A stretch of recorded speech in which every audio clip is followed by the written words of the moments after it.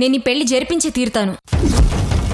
Rosie, ఆఖరిసారిగా చెప్తున్నాను, నేను వినను.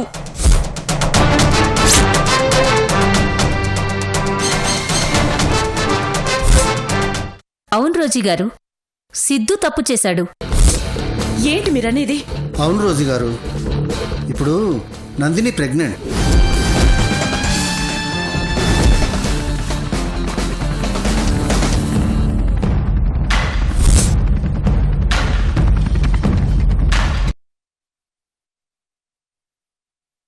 నా మాట వినపడితే నాగుపాముల బుసలు కొట్టే రోజీ, నా నీడు పడితే నిప్పులు కురిపించే రోజీ, ఈరోజు నాకే ఫోన్ చేసి నన్ను కలవడానికి వచ్చిందేంటా అని షాక్ అవుతున్నావా?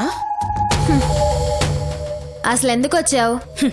ఎప్పుడూ ఎదుటి వాళ్ళని దెబ్బ కొట్టి ఆనందించే నందిని ఇప్పుడు తనే దెబ్బతింటే అప్రిషియేట్ చేసే అవకాశాన్ని ఎలా వదులుకుంటాను?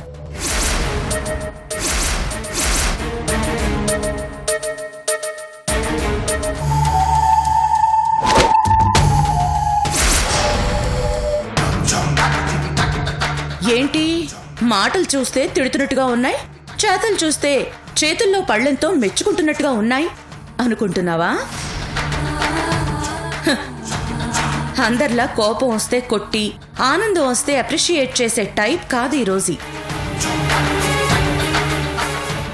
నా స్టైలే వేరు, నేను దెబ్బ కొట్టే తీరే వేరు. అన్నీ నువ్వనుకుంటున్నట్టుగానే జరుగుతున్నాయి జరిగినంతకాలం. కానీ నాకంటూ ఒక టైం వస్తుంది, అది ఇప్పుడొచ్చింది. ఇక నీకు ఫ్రస్ట్రేషన్ మీద ఫ్రస్ట్రేషన్, టెన్షన్ మీద టెన్షన్. అసలేంటి మీ ఉద్దేశం? ఏం లేదు నందిని, కడుపుతో ఉన్న వాళ్ళ దగ్గరికి వట్టి చేతులతో చూడ్డానికి వెళ్ళకూడదని అందరూ అంటుంటారు.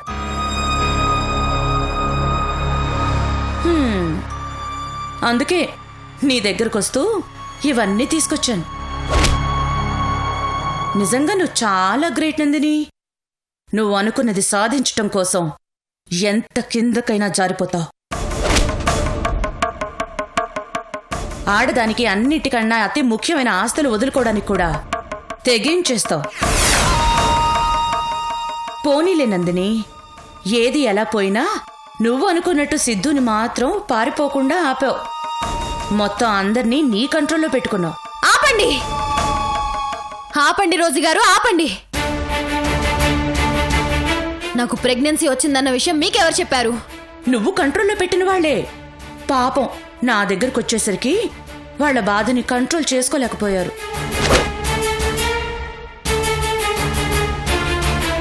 అత్తయ్య, మావయ్య, పాపం వాళ్ళనేం అనుకు, వాళ్ళదేం తప్పులేదు. సిద్ధు అసలు నిన్ను చేసుకోవద్దు అని చెప్పడానికి వాళ్ళని పిలిస్తే పాపం వాళ్ళు తమ బాధను చెప్పుకున్నారు.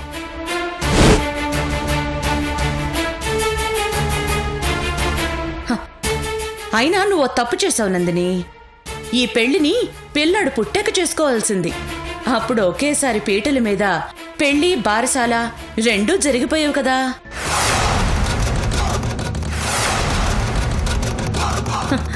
Anyhow, congratulations.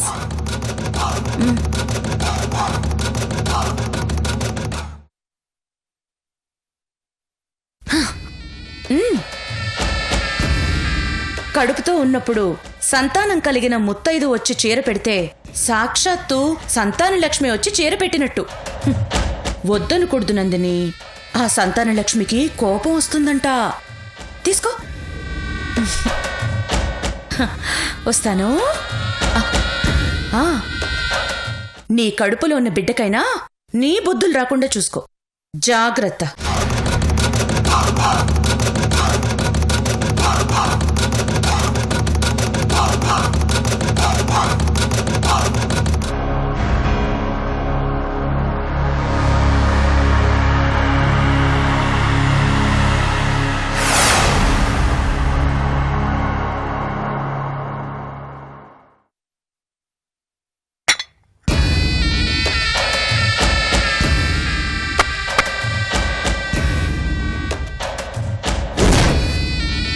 ఏంటమ్మా?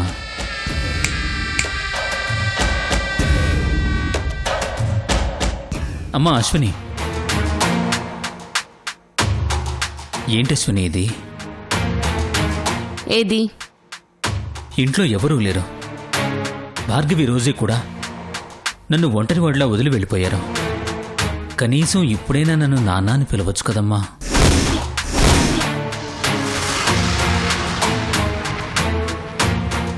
ఎవరో అనాథకిచ్చినట్టు కాఫీ అలా ఇచ్చేసి వెళ్ళిపోతావింటమ్మా. ఏ బాధగా ఉందా? ఒంటరితనంలో ఉండే బాధ ఏంటో నీకిప్పుడు తెలుస్తుందా?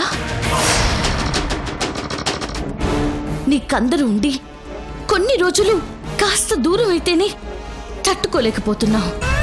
కాఫీ అక్కడ పెట్టేసి పట్టించుకోకుండా వెళ్ళిపోతేనే భరించలేకపోతున్నావు. మరి ఎన్ని సంవత్సరాలుగా నా పరిస్థితి ఏంటో నువ్వు ఊహించావా?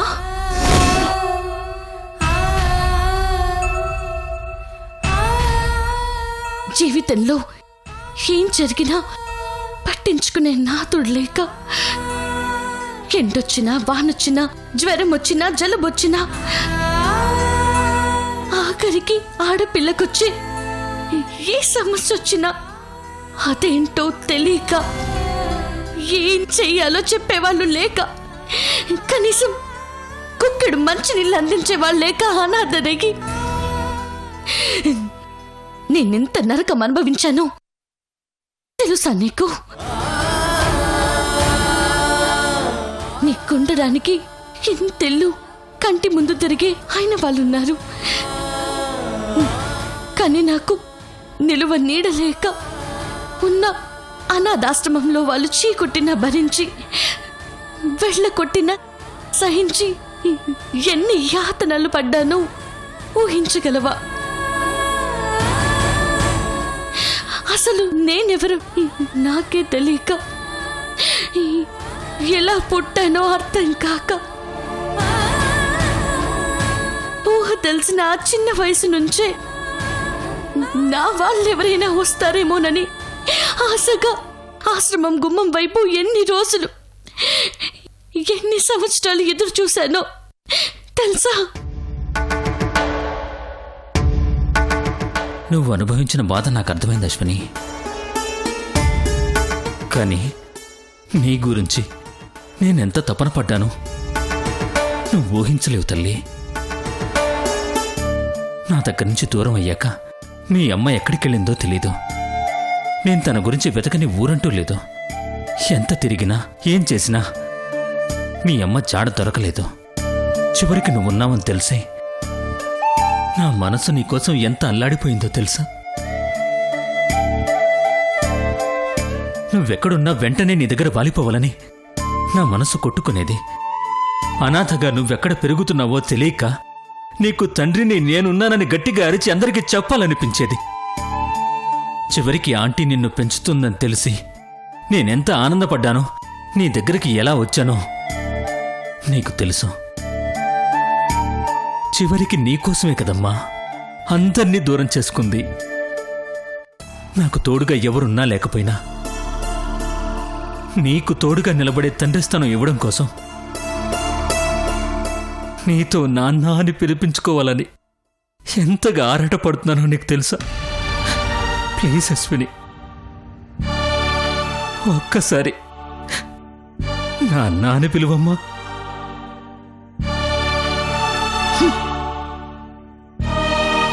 ఆ పిలుపు కోసం నువ్వెంత ఆరాటపడుతున్నావో, మరి అలా పిలవాలని నా మనసు ఎంత కొట్టుకుంటుందో తెలుసా? మొదట్లో నాకు అమ్మ నాన్నున్న పిల్లల్ని చూస్తే వాళ్ళెవరో అర్థమయ్యేది కాదు. కానీ అందరి పిల్లలకి తల్లిదండ్రులుండడం, వాళ్ళు వాళ్ళ మీద ప్రేమను చూపించడం చూసి నాకు అలా ఉంటే బాగుంటుంది అనిపించేది. చివరికి ఇన్నేళ్ల తర్వాత నాకు తండ్రి ఉన్నాడని తెలిసిన వెంటనే నేను కలిసి పట్టుకొని, ఎన్ని రోజులు నన్ను దూరంగా ఎందుకు పెట్టావని గట్టిగా పట్టుకొని ఏడవాలనిపించింది. కానీ వెంటనే నీ మీద విపరీతమైన కోపం వచ్చింది. నిన్నస్సలు అలా పిలవకూడదని నీ మీద నా కోపం తీర్చుకోవాలనిపించింది. ప్లీజ్ అశ్విని, అలా అనకమ్మా. నువ్వు అలా అంటే నేను తట్టుకోలేను. నీకెంత కోపం ఉన్నా నేను తండ్రినే కదమ్మా. నీ మీదున్న ప్రేమను చంపుకోలేను కదా. ప్లీజ్ అమ్మా, ఒక్కసారి నా అన్నాన్ని పిలువమ్మా.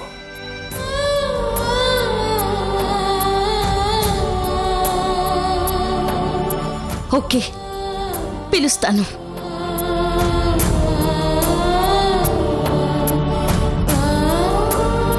కానీ అలా పిలవాలంటే నాతో కండిషన్. కండిషనా? ఏంటమ్మా అది? లోకిని నాకిచ్చి పెళ్లి చేయాలి.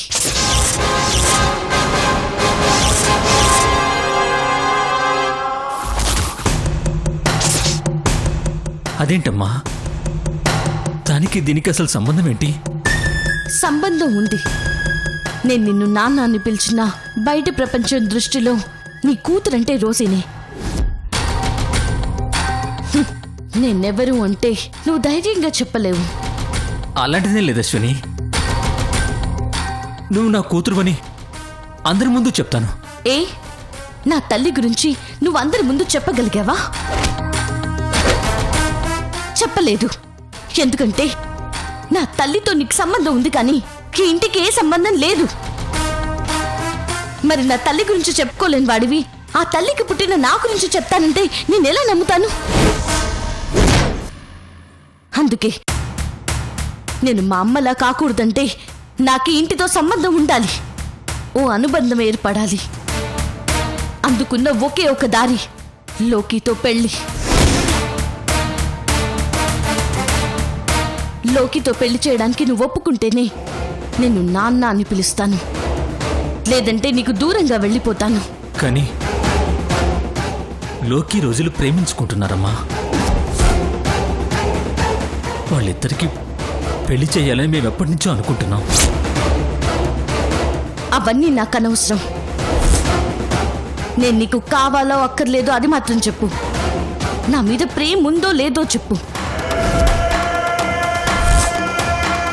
నేను నిన్ను నాన్న అని పిలవాలని ఉందో లేదో చెప్పు. ఉంటే పెళ్లి కొప్పుకో. That's all.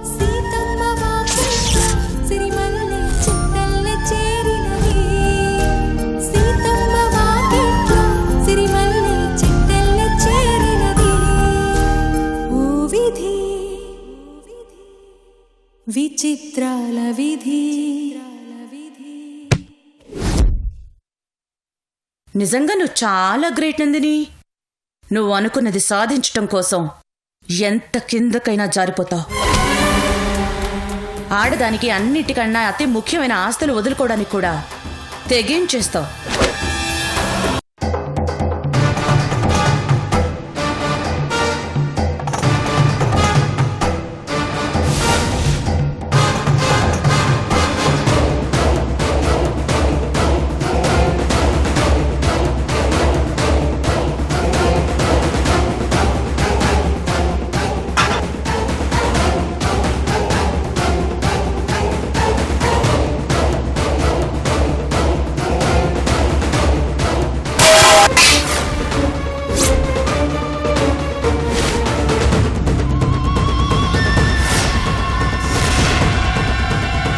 నందిని, ఏంటిది? ఏంటివన్నీ? ఇవన్నీ ఎక్కడివి? ఇవేంటో ఈ ఇంట్లో వాళ్ళకి బాగా తెలుసు. అర్థం కాకుండా మాట్లాడకు నందిని. అర్థం పర్థం లేని పనులు చేసింది వాళ్ళు.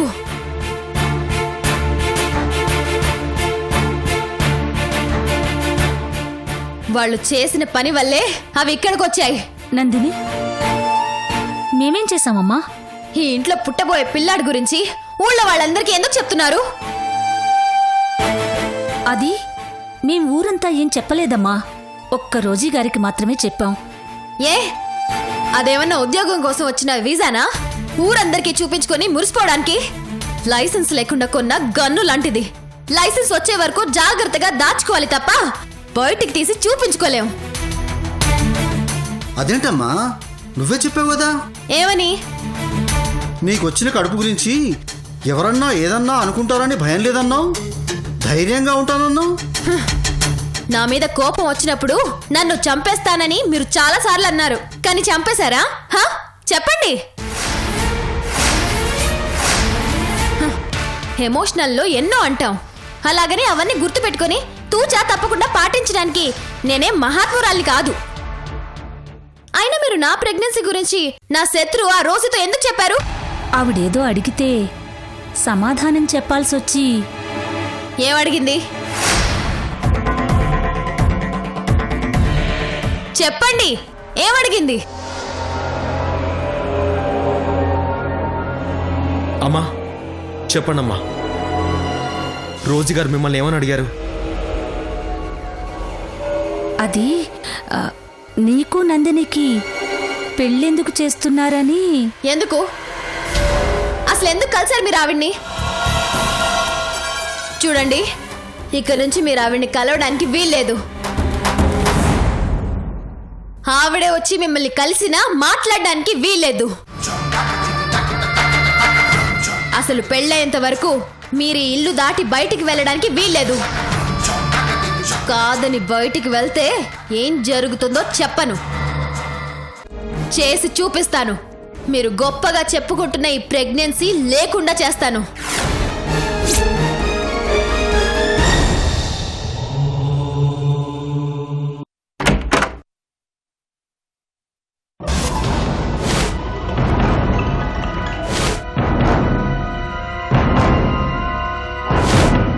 రే ఏంట్రా ఇది?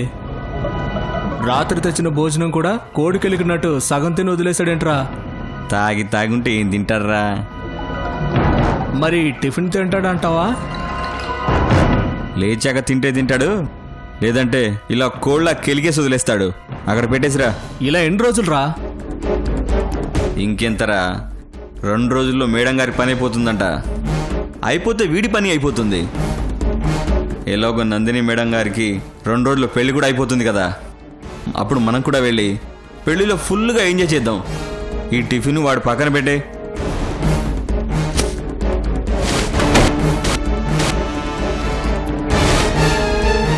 ఏంటి, నందినికి పెళ్ళా? నందినికి పెళ్ళా? నందిని పెళ్లి చేసుకుంటున్నావా? పెళ్లి చేసుకుంటున్నావా నందిని? చేసుకో చేసుకో. పాపం ఈ అఖిల్ గాడు నీకోసం వచ్చి డస్ట్బిన్లా ఈ రూమ్లో పడుంటే నువ్వక్కడ చక్కగా మంటపం కట్టించుకుని పెళ్లి చేసుకుంటున్నావా? చేసుకో. నివ్వను, నిన్ను పెళ్లి చేసుకోనివ్వను, పెళ్లి జరగనివ్వను. ఎన్నంతిని నీకి అఖిల్ గాడు పిచ్చి వెధవలా కనిపిస్తున్నాడా? ఏదో నీ మీద పిచ్చితో పచ్చి తాగుబోతులా మారిపోయాడే గాని నువ్వేం చేసినా చూస్తూ ఊరుకుంటాడనుకున్నావా? అసలు అసలు నా బిజినెస్, అంత పెద్ద ఇల్లు, కార్లు వదిలేసుకొచ్చి ఇక్కడ ఉండేది ఎందుకోసం? నీకోసమే కదా. ఏ రోజైనా నువ్వు నా సొంతం అవుతావనే కదా. కానీ కానీ నువ్విప్పుడు ఇంకొకరి సొంతం అయిపోతుంటే అంత తేలిగ్గా ఎలా వదిలేస్తాను? నో, వదలను, నిన్ను వదలను. నా సొంతం చేసుకుంటాను. ఎలాగైనా నిన్ను నా దారిలోకి తెచ్చుకుంటాను. నా కోరికలన్నీ తీర్చుకుంటాను. వస్తాను నందిని, నీ దగ్గరికి వస్తాను. నిన్నెత్తుకుపోతాను. రెడీగా ఉండు. నీకు నిజంగానే లోకితో పెళ్లి కావాలా?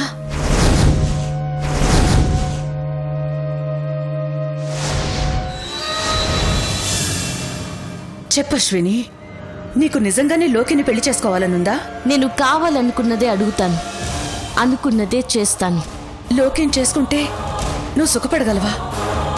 నేనెప్పుడూ జరిగిపోయిన దాని గురించే జరగాల్సింది ప్లాన్ చేసుకుంటాను, అంతేకాని జరగబోయే దాని గురించి ఆలోచించి ఎప్పుడూ నా ప్లాన్ మార్చుకోను. కానీ ఇప్పుడు మన ఆలోచనలే మన భవిష్యత్తు నిర్ణయిస్తాయి కదా అశ్విని. మన భవిష్యత్తులో సుఖంగా ఉండాలన్నా, సంతోషంగా బ్రతకాలన్నా మన ఆలోచనలు కరెక్ట్గా ఉండాలి. ఇప్పుడు నీ ఈ నిర్ణయం వల్ల ముగ్గురు జీవితాలు మనశ్శాంతి లేకుండా అయిపోతాయి. ఒకరి జీవితం గురించి నాకు అనవసరం. ఈ పెళ్లి చేసుకుంటే నేను హ్యాపీగా ఉంటాను. లేదశ్విని, నువ్వు అనుకునే తప్పు. చేసుకునేవాడు సంతోషంగా లేనప్పుడు మనం సంతోషంగా ఉండలేం. నిన్ను చేసుకుంటే లోకి ఆనందంగా ఉండలేడు.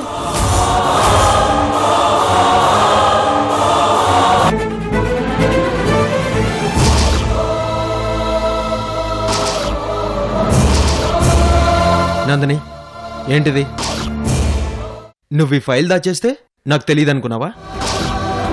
నేను డాక్టర్ నన్ను మర్చిపోయావా?